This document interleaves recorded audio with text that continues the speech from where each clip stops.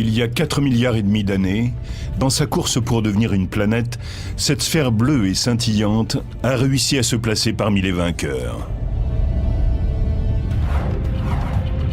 Mais la compétition a été rude.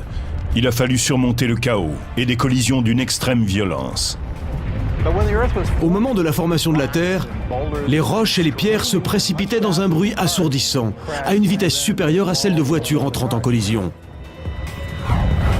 Après avoir fait preuve d'une persévérance incroyable, elle s'est placée dans le système solaire, à un endroit où il était possible que se développent des océans, des continents et la vie.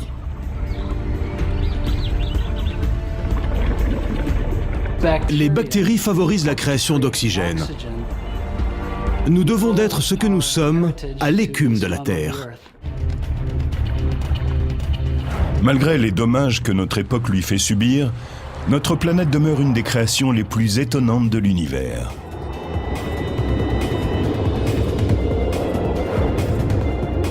Embarquons à bord du vaisseau Terre.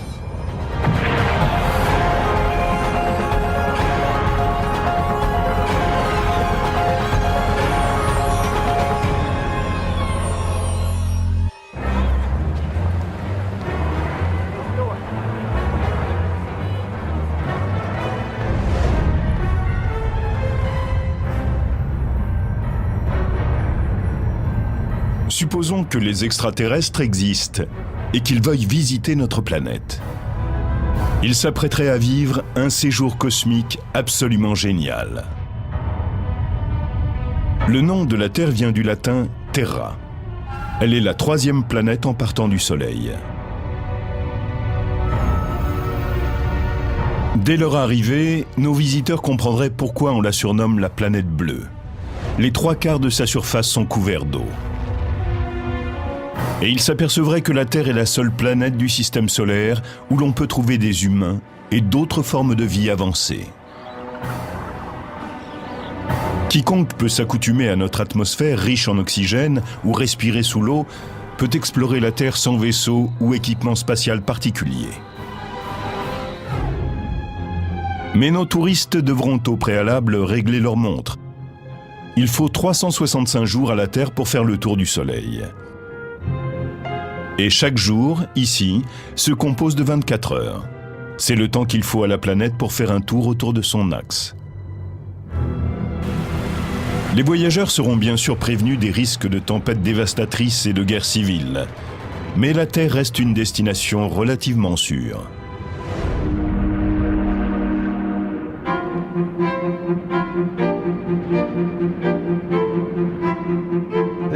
La Terre est une planète très particulière, de même qu'une Porsche n'est pas n'importe quelle voiture. Elle s'est formée au bon endroit dans le système solaire. C'est la seule, à notre connaissance, où les plantes et les animaux puissent vivre à l'état naturel. Donald Brownlee, astronome réputé, a consacré sa carrière à résoudre les mystères qui entourent l'origine de la Terre. Une véritable quête cosmique. Il dit que la Terre a joué le jeu à fond dans la compétition pour devenir une planète où pourraient exister des formes de vie. Mais il ajoute aussi que le parcours était semé de dangers et de rebondissements. La Terre est passée par beaucoup d'épreuves avant de devenir ce qu'elle est aujourd'hui. Et surtout, elle a eu beaucoup de chance.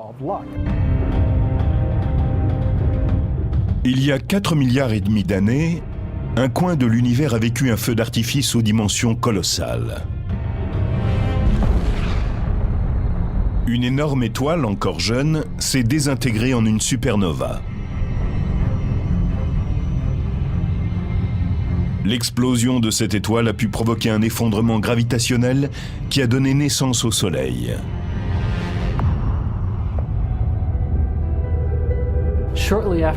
Peu après la formation du Soleil, tout un tas de matériaux se sont mis en orbite autour de lui. Des éléments microscopiques, des particules de glace, des poussières, un peu comme les peluches qui sortent d'un sèche-linge. Et tout cela a commencé à s'agglomérer. En fait, ces petits morceaux étaient plutôt faits de sable, de silicate. Ils se sont agglutinés et ont constitué des pierres, puis des rochers.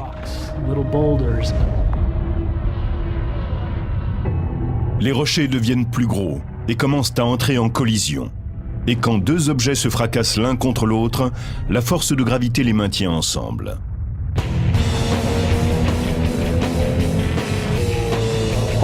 Les Porsche sont connus pour leur vitesse, les planètes également. Au moment de la formation de la Terre, les particules, les pierres et les rochers se jetaient les uns contre les autres à une vitesse bien plus élevée que celle d'une voiture se crachant contre un mur ou contre un autre véhicule. C'est à la faveur de multiples collisions qu'est née la Terre, mais il a fallu encore de nombreux impacts pour qu'elle atteigne sa taille actuelle.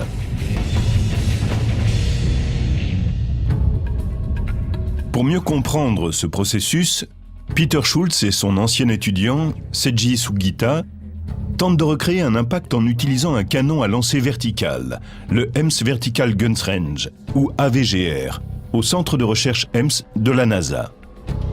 Dans une pièce vaste comme un grand magasin, se trouve un énorme canon à gaz léger qui ressemble plutôt à un missile balistique. Le canon à lancer vertical envoie des projectiles sur des cibles précises à l'intérieur d'une chambre sous vide. Grâce à ce canon qui peut tirer sous un angle différent, l'expérience est très proche de ce qui s'est produit à la surface de la Terre il y a 3,5 milliards d'années.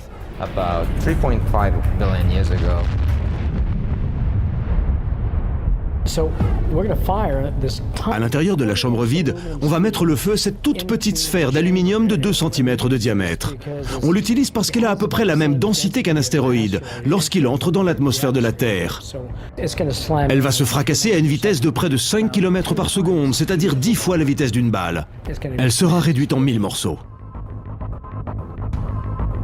Le canon à lancer vertical va lancer la bille d'aluminium à l'intérieur d'une chambre sous vide emplie de gaz atmosphérique. Là, elle viendra frapper un petit monticule de sable qui ressemble à la surface de la Terre à son origine. Nous sommes dans une chambre sous vide qui va être remplie d'un gaz. Cela permettra de simuler l'atmosphère de la Terre à ses débuts. Continuons. On va former des petits cratères. La Terre devait être ainsi à ses débuts.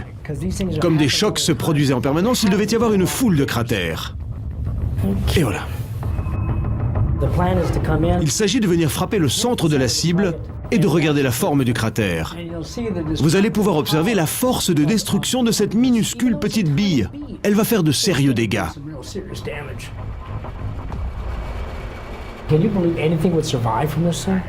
Des caméras à vitesse accélérée vont enregistrer l'impact. Schultz et Sugita surveillent avec inquiétude un moniteur situé hors de portée du canon. Ça, c'est la partie du travail qui me tue. C'est le calme avant la tempête. Depuis une salle de contrôle sécurisée, un ingénieur déclenche plusieurs commandes. Ok, on y va. Schultz et Sugita mélangent science et superstition. Croisons les doigts, croisons les jambes et croisons les mains.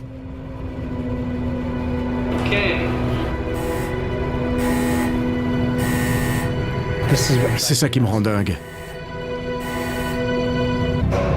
Oh, superbe. Oh mon Dieu. Allez, on va jeter un coup d'œil. L'expérience a marché. Regarde ça. C'est incroyable. T'imagines ça sur la Terre? Oui. Il y aurait des nuages qui fileraient à la vitesse de tornades. Ou même plus vite encore. La vidéo nous fait découvrir une image réaliste et en même temps effrayante de ce qui s'est passé à l'origine de la Terre. C'est génial comme naissance. Allez, on y va.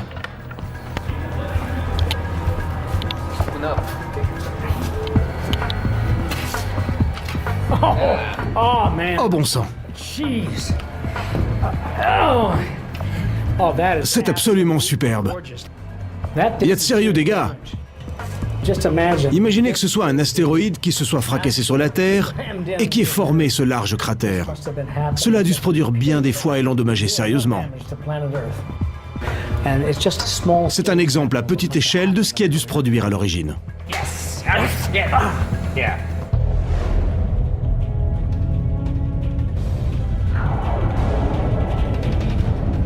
Certains des objets qui sont venus se fracasser sur la Terre à très grande vitesse mesuraient 450 km de diamètre. L'énergie d'un tel impact a produit une chaleur épouvantable. La Terre a commencé à brûler de l'intérieur. Le fer et le nickel ont fondu et ont coulé au cœur de la planète, formant comme une immense chaudière. La roche extérieure ou magma devenu liquide formait un océan en fusion. La planète déchaînée était devenue un objet infernal qui flottait dans l'espace. C'était vraiment l'enfer sur la Terre.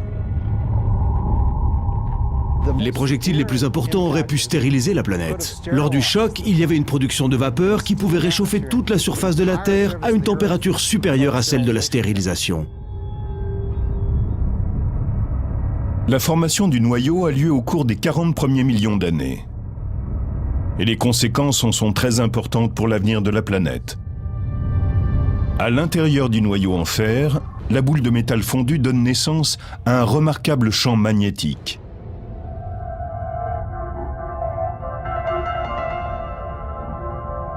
C'est ce qui a permis à la Terre d'être habitable. Tout ce fer qui s'est déplacé au centre de la planète a formé un noyau solide qui produit un champ magnétique qui lui-même entoure et protège la planète. Sans ce champ magnétique, la Terre serait un désert sans air, dépourvu de vie. Le vent propulserait par rafale des matériaux venus du Soleil qui passeraient à proximité de la Terre à une vitesse d'1 million de kilomètres à l'heure et pourraient réduire notre atmosphère à néant en quelques millions d'années. Heureusement, le champ magnétique de la Terre détourne la course des vents et protège notre air. Malgré cela, la violence et le chaos continuent à s'abattre sur la planète. Au-dessus du noyau terrestre en fer, le manteau de roche est entré en fusion et a donné naissance aux volcans qui sont apparus à la surface, déversant de la lave et des substances toxiques. Et les collisions ont continué. Et c'est peut-être un de ces chocs qui a changé le cours de l'histoire et le destin de l'humanité.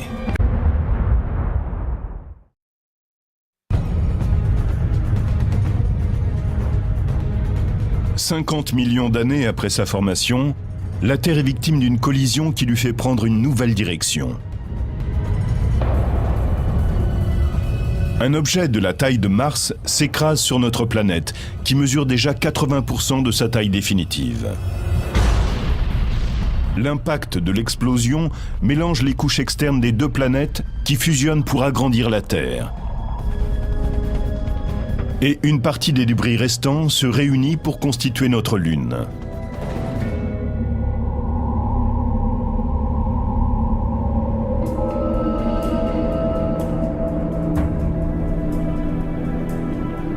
William Hartmann, spécialiste des planètes, a été le premier à émettre cette théorie après la première mission de la NASA sur la Lune. Quand les astronautes d'Apollo ont rapporté des pierres de la Lune, nous avons pu étudier leur composition. On a découvert qu'elles étaient semblables à la lave que l'on trouve sur Terre. Ce qui nous permet de dire que le matériau de la Lune et celui de notre planète sont très similaires. Sa proximité avec la Lune donne à la Terre, alors en plein développement, un avantage décisif. C'est la Lune qui est à l'origine des saisons. À certaines périodes de l'année, le pôle Nord est tourné vers le Soleil, puis c'est le tour du pôle Sud. Et c'est la Lune qui assure cette inclinaison. Grâce à la force de gravité, le phénomène est constant. C'est elle qui tient le tout.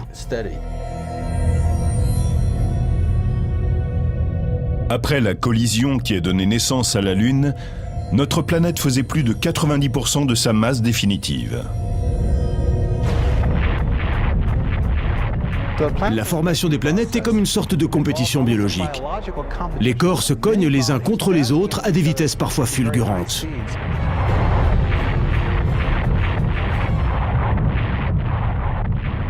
Il y a environ 3,9 milliards d'années, les collisions sont moins fréquentes. Notre système solaire se composait alors de 8 planètes, ou de 9 si l'on compte Pluton. La Terre occupe la 3e position autour du Soleil, dont elle est distante à l'heure actuelle de 150 millions de kilomètres. Les planètes ne s'aiment pas. À cause de la gravitation, elles n'arrêtent pas de s'attirer et de se repousser. Ainsi, l'espace entre elles demeure constant et elles occupent une place précise par rapport au Soleil. Les objets qui ne sont pas devenus des planètes sont comme des réfugiés en quête d'asile. Des astéroïdes, composés de roches et de fer, gravitent maintenant dans la fameuse ceinture située entre Mars et Jupiter. Des comètes composées de glace, de poussière et de roches ont trouvé demeure dans la ceinture de Kuiper, au-delà de l'orbite de Neptune. D'autres ont migré vers le nuage d'Oort, situé à 1,5 milliard de kilomètres de la Terre.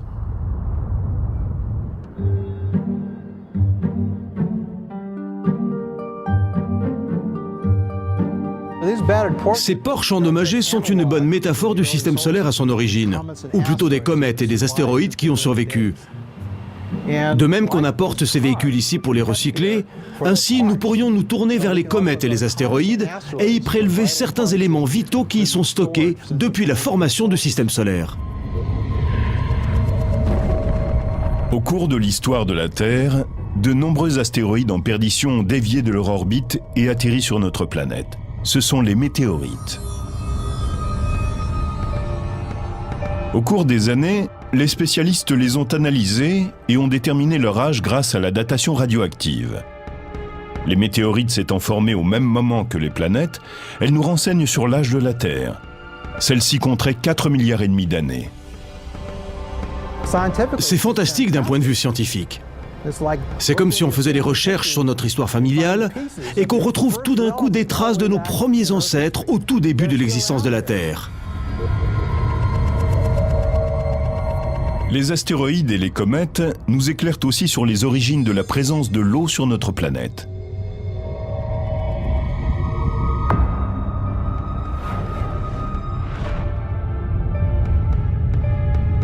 Il y a 3,9 milliards d'années, la Terre, en se refroidissant, a formé une mince croûte de silicate au-dessus de son manteau et de son noyau de fer et de nickel. Un liquide chaud a bientôt couvert toute la surface de la planète, à l'exception de quelques îles volcaniques éparpillées sur le globe. Une des chances de la Terre, c'est d'être née au bon endroit, dans ce que l'on peut appeler une zone habitable. Elle est à la bonne distance du Soleil, assez loin pour que ses océans ne soient pas en ébullition ou trop chauds, et assez près pour qu'ils ne gèlent pas.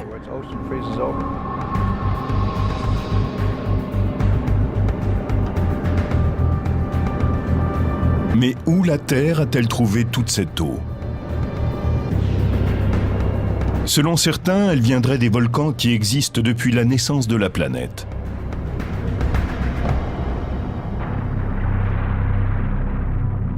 Ceux-ci rejettent d'énormes quantités de vapeur dans l'atmosphère. Quand la Terre s'est refroidie, la vapeur s'est condensée en pluie et c'est ainsi que la planète a été approvisionnée en eau. Mais d'où venait cette vapeur d'eau émise par les volcans ? À la base, les volcans recyclent le matériau issu de la roche en fusion dans le manteau terrestre et l'eau en fait partie.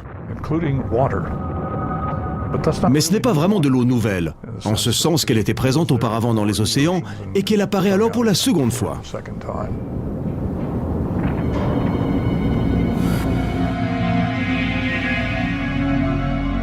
Michael Mumma appartient à la NASA. Selon lui, l'eau de la planète vient de l'espace. Les comètes, composées de gaz gelés, ont pu arroser d'eau la Terre au cours des chocs incessants qui se sont produits dans les premiers temps. Une particule gelée est en mesure de libérer de l'eau, principalement en fonction de sa taille. Les corps les plus petits se désintègrent à une certaine hauteur dans l'atmosphère. Les autres ont vaporisé leur eau à la surface de la Terre, et c'est ainsi qu'on en trouve sur la planète.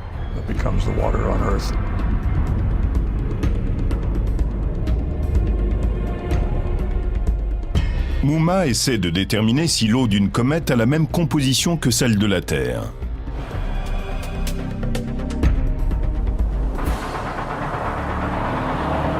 Nous savons que les océans contiennent un mélange d'eau normale, H2O, et d'eau lourde, DHO. Cette dernière comprend du deutérium, une forme d'hydrogène 2 fois plus lourde que l'hydrogène normal. Les comètes sont difficiles à étudier. Elles ne passent guère à proximité de notre planète, la plupart voyagent dans le système solaire extérieur. Mais en 1986, la sonde européenne Giotto a croisé la comète de Halley, qui était alors à 56 millions de kilomètres de la Terre.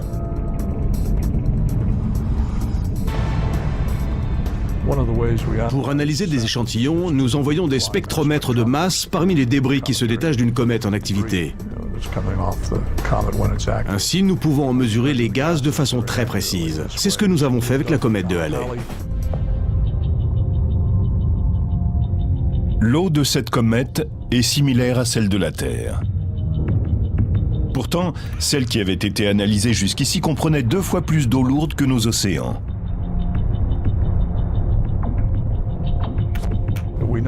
Après avoir étudié les composants de différentes comètes, nous savons aujourd'hui qu'elles ne sont pas toutes semblables. Par conséquent, nous ne savons pas si la comète de Halley était vraiment représentative.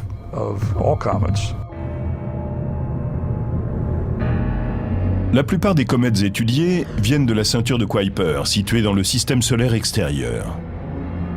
Par conséquent, elles n'ont sans doute pas participé à la formation de la Terre. Mais le télescope Gemini North, à Hawaï, en a découvert récemment dans un endroit inattendu. Dans la ceinture d'astéroïdes située entre Mars et Jupiter.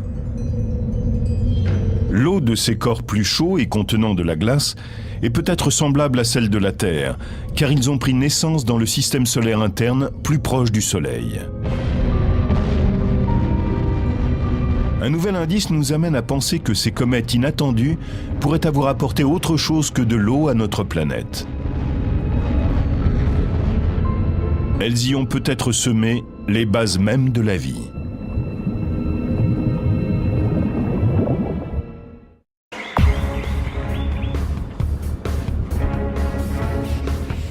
L'origine de la vie reste une des questions les plus mystérieuses et les plus controversées lorsqu'on s'intéresse à la Terre. Une chose est certaine, il y a 3,9 milliards d'années, les hommes n'auraient pas pu y vivre très longtemps. Son atmosphère était alors constituée de dioxyde de carbone, de vapeur d'eau et d'un peu de nitrogène, mais il n'y avait pas d'oxygène. Des formes de vie primitives ont-elles pu malgré tout survivre dans cet environnement ? Nous n'avons pas de preuve qu'il existait une forme de vie il y a 4,3 milliards d'années, mais on pense que les conditions étaient réunies pour que ce soit possible.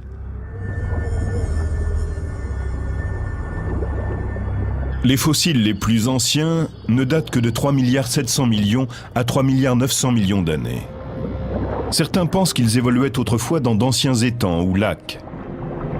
Là, les composants chimiques et l'énergie contenue dans l'atmosphère ont donné naissance à ce qu'on appelle la soupe primordiale, composée d'acides aminés, éléments essentiels de la vie.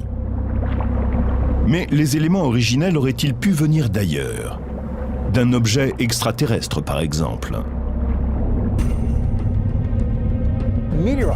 Les météorites contiennent des matériaux organiques, en particulier des acides aminés. Elles se sont formées quelque part au début du système solaire. Il y a donc eu libération de matériaux organiques venus de l'espace. En admettant que les astéroïdes et les comètes aient fait voyager ces bases de la vie dans l'espace, comment ont-elles pu survivre à la collision avec la Terre ?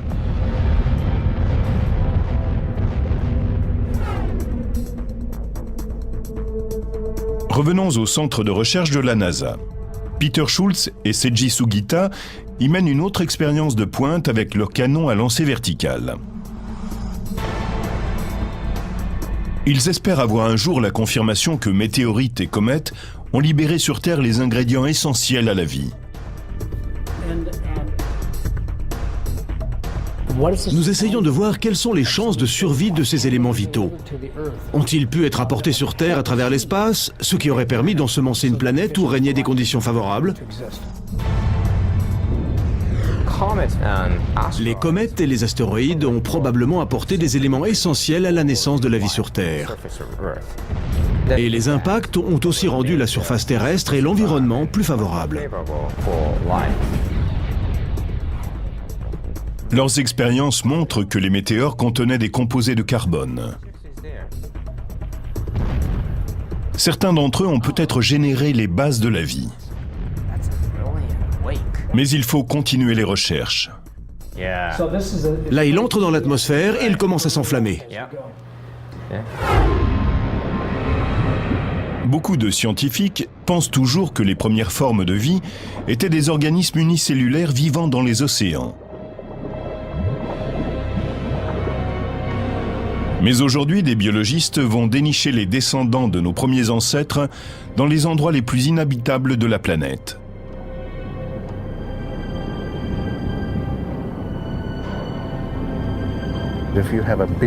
Disons que si une grosse Cadillac symbolise la vie moderne, la vie d'autrefois sera alors une bicyclette. Il n'y a aucun autre vestige de ces organismes que leurs traces chimiques. Et je pense qu'il est important de garder présent à l'esprit que pendant les 2 premiers milliards d'années, il n'y avait sur Terre que des microbes.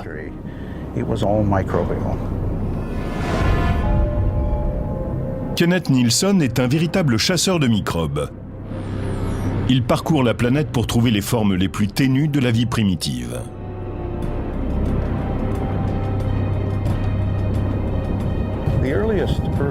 À l'origine, la planète était composée d'hydrogène, de sulfure d'hydrogène. Il y avait beaucoup de méthane aussi et un peu de dioxyde de carbone. C'était un endroit plein de sources d'énergie. Les microbes profitaient de tout ce que leur offrait la planète.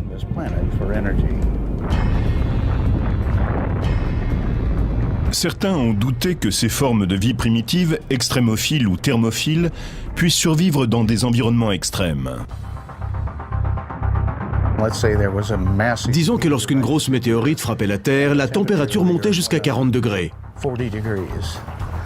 C'est parfait pour les extrémophiles.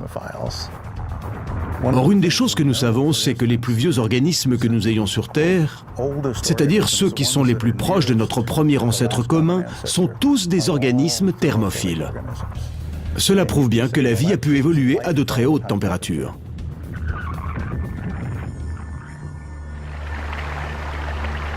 On trouve encore aujourd'hui des descendants de ces organismes au sang chaud. Ils peuvent vivre à des températures de 110 degrés.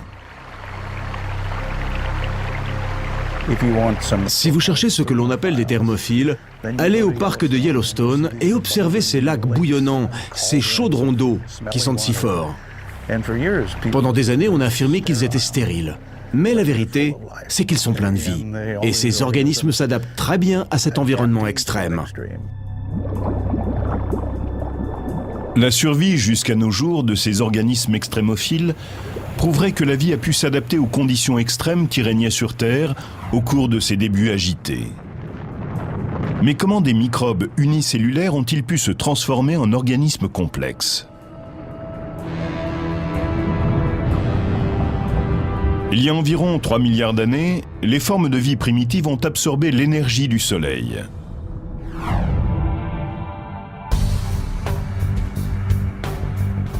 Les microbes sous-marins ont créé un pigment vert, la chlorophylle. Grâce à celle-ci, ils ont capté la lumière du soleil et converti par une réaction chimique le dioxyde de carbone et l'eau en nutriments. Ce processus, qu'on appelle la photosynthèse, a permis aux bactéries de se multiplier et de donner naissance à une des plus anciennes espèces terrestres, les cyanobactéries, appelées autrefois algues bleues. Les cyanobactéries ont produit dans l'eau et dans l'air de grandes quantités d'oxygène libre, déclenchant ainsi une véritable révolution. D'un seul coup, la vie s'est divisée en 2 groupes. L'un s'est passé d'oxygène et a formé la partie anaérobique du monde, et l'autre s'est servi de l'oxygène comme d'un apport énergétique et a pu ensuite évoluer, grandir, et le tout assez rapidement. Une chose est sûre, quand les cyanobactéries ont eu cette capacité, elles ont battu tout le reste à plat de couture.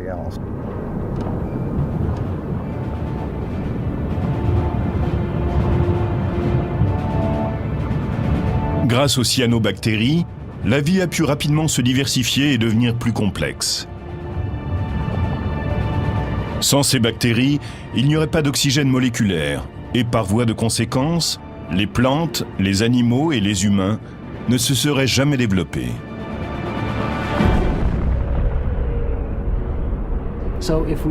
Si les cyanobactéries n'existaient pas, nous ne serions pas là. Nous devons d'être ce que nous sommes à ces déchets de la Terre.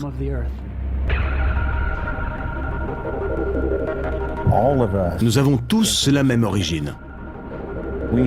Nous avons tellement de choses en commun avec les bactéries. Il n'y a aucun doute à ce sujet.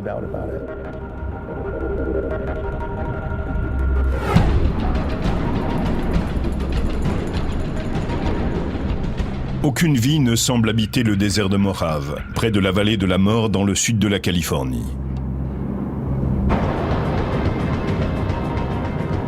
Pourtant, sous le lit de ce lac desséché, les ancêtres de l'humanité prospèrent.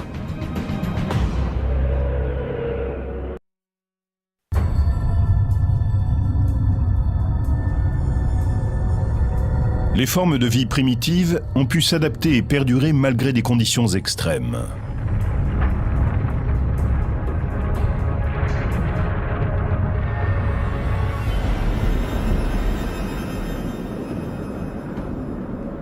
Aujourd'hui, dans ce désert sec et stérile, le géobiologiste Kenneth Nilsson est à la recherche des secrets de la vie.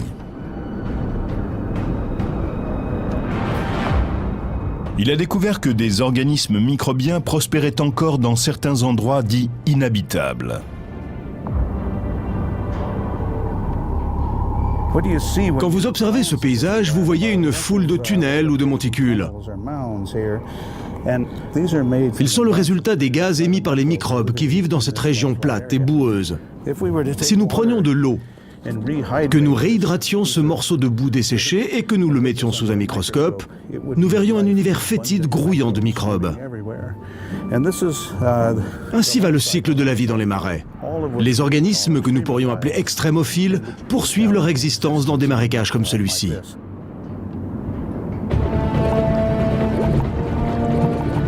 Les microbes ont régné sans rival pendant la majeure partie de l'histoire de la Terre. Ils ont révolutionné la planète et ouvert la voie à des myriades d'espèces complexes. Mais c'est l'apparition de terres immergées qui leur a permis de trouver un nouvel habitat. On pense que les continents ont commencé à émerger il y a 4 milliards d'années. La pression exercée par les plaques tectoniques a généré de la chaleur et une nouvelle roche est apparue, plus légère que celle qui formait le fond des océans. Celle-ci s'est mise à flotter et à s'agréger, donnant naissance aux continents dont la taille et la forme se sont affinées au cours du temps. Ce sont ces vastes continents qui ont permis à la Terre de développer ce qui la caractérise, des formes de vie très complexes. Après plus de 2 milliards d'années d'évolution planétaire et biologique, les premières plantes et animaux ont quitté l'eau pour la terre ferme. Mais il faudra attendre des centaines de millions d'années avant que n'apparaisse l'homme.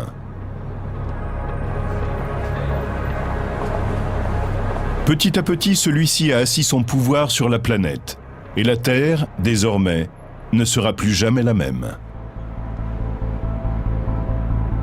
Dans le système solaire, c'est elle qui offre à l'homme l'écosystème qui lui convient le mieux. 5 continents et d'innombrables îles abritent 6 milliards d'hommes.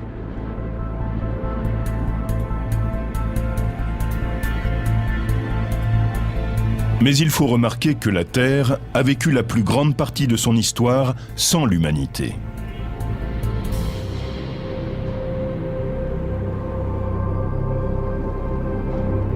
L'histoire de la planète a été comparée par un savant à une journée de 24 heures dans laquelle l'homme serait apparu au cours des 2 dernières secondes.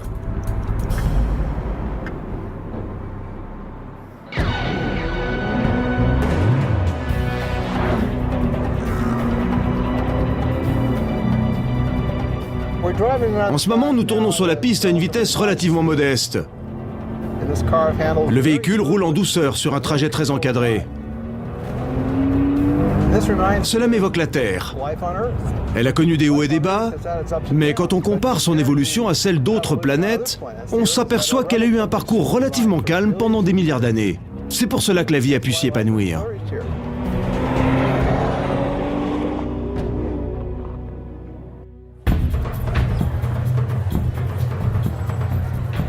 Mais aujourd'hui, ce sont les hommes qui tiennent la barre. Et le vaisseau Terre pourrait bien retourner au tumulte de son origine. Les humains, après une évolution faite de tâtonnements, sont parfaitement adaptés à la planète. C'est vrai à l'heure actuelle, mais est-ce que ce le sera dans le futur? Nous ne le savons pas. Les Terriens ont inventé l'extraordinaire, la technologie. Des véhicules mécaniques, des gadgets et des tas d'objets qui ont simplifié et amélioré leur vie quotidienne. La plupart d'entre eux est fabriqué ou roule grâce au combustible fossile, extrait de la croûte terrestre.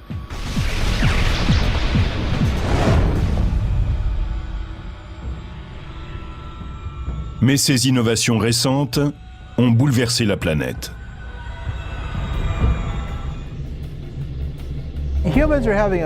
Les hommes exercent une action déterminante sur la planète. Nous sommes maintenant très avertis de son réchauffement et de l'explosion démographique. On appelle effet de serre naturel l'absorption de rayons infrarouges par notre atmosphère, qui a pour effet de réchauffer la planète. Sans les gaz à effet de serre, la température chuterait de 30 degrés. Mais au cours des 20 dernières années, la production de gaz, en partie liée à l'utilisation des combustibles fossiles, a énormément augmenté. Et le réchauffement exponentiel de la planète affecte l'agriculture, le niveau des mers et le temps qu'il fait. Par le passé, il est arrivé que les niveaux de dioxyde de carbone augmentent pour des raisons naturelles, comme la production de gaz volcanique. Mais aujourd'hui, la planète se réchauffe de plus en plus vite.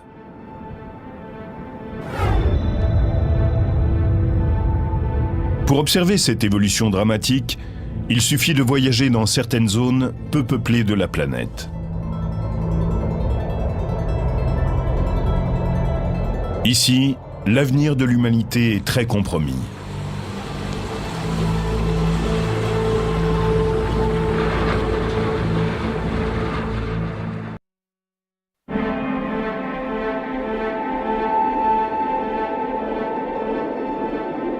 Les pôles nord et sud sont appelés des cryosphères.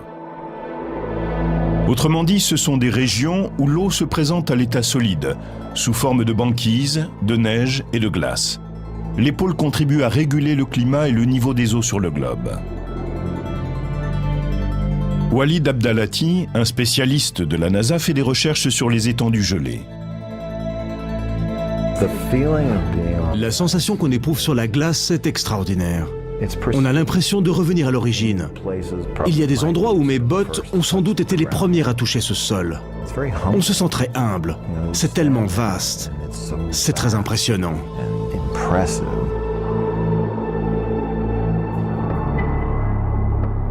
Mais les scientifiques, comme le professeur Abdalati, observent depuis un certain temps le rétrécissement de la banquise. La cause de ce phénomène est simple. La glace et la neige étant blanches, elles renvoient la lumière du soleil et refroidissent la planète. Au contraire, les océans absorbent la lumière du soleil et le globe se réchauffe. La banquise en fondant donne naissance à des étendues d'eau qui absorbent donc la lumière du soleil et activent ainsi le réchauffement de la planète, ce qui accélère la fonte des glaces. C'est un cercle vicieux. C'est très instable parce que le moindre changement tend à amplifier le phénomène. C'est ce qu'on appelle un effet boule de neige.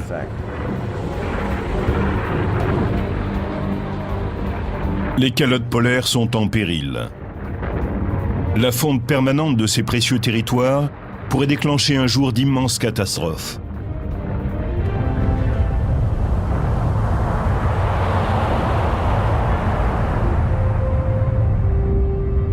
Au pôle sud, les terres de l'Antarctique contiennent 70% des réserves d'eau de la Terre. Les banquises qui les recouvrent retiennent la glace, tel un barrage, mais elle se fragilise.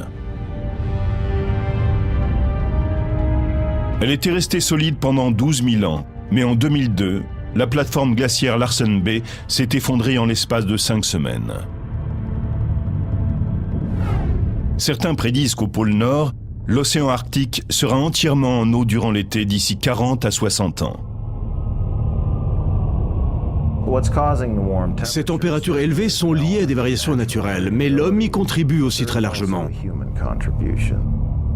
Nous savons que l'activité humaine provoque le réchauffement de l'environnement, ce qui a pour effet de diminuer la couverture glaciaire. Au Groenland, le glacier Jakobshavn, un de ceux qui dérivent le plus vite, file maintenant comme un cheval emballé. À l'heure actuelle, il avance à la vitesse de 1,50 m par heure. Ce qui, croyez-moi, est très rapide pour un glacier. Le pire scénario serait que tous ces glaciers se mettent à fondre et libèrent des masses de glace dans la mer. Cela élèverait son niveau d'environ 1 mètre. Et dans les régions côtières, il faudrait déplacer des millions et des millions de gens.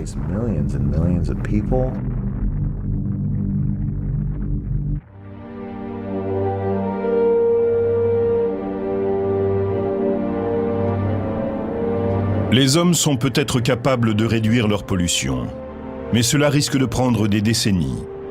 Et certains processus qui pourraient décider de l'avenir de l'humanité sont déjà à l'œuvre. La planète poursuit son évolution.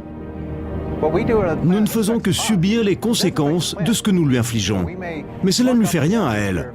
Nous pouvons prévoir le réchauffement de la planète et les changements pour les siècles à venir, mais pour elle, ce n'est qu'une petite anomalie. Pour nous, c'est grave. Mais pour elle, ce n'est qu'un grain de sable en termes d'évolution planétaire.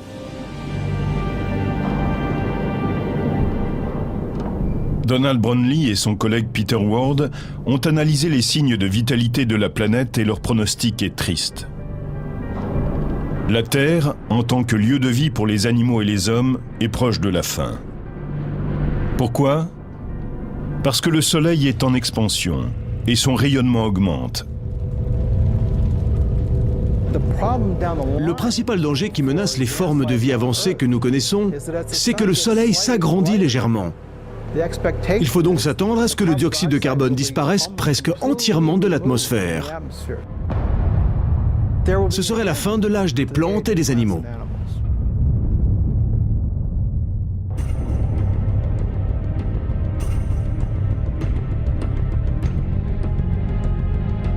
Les humains pourraient avoir disparu dans 500 millions d'années à cause de l'expansion du Soleil. Mais nous aurons vécu une belle aventure. Avant de s'éteindre, l'espèce humaine aura sans doute vécu plus longtemps que toute autre espèce complexe, grâce à sa capacité à s'adapter et à transformer son environnement.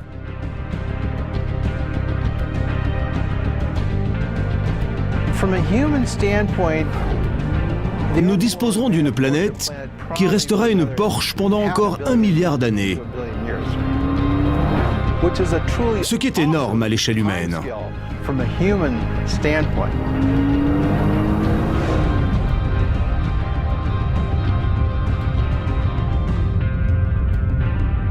Tandis que le vaisseau Terre manœuvre dans des eaux inexplorées, l'activité humaine peut avoir de graves répercussions sur les trésors que renferme la planète et sur sa survie dans l'univers.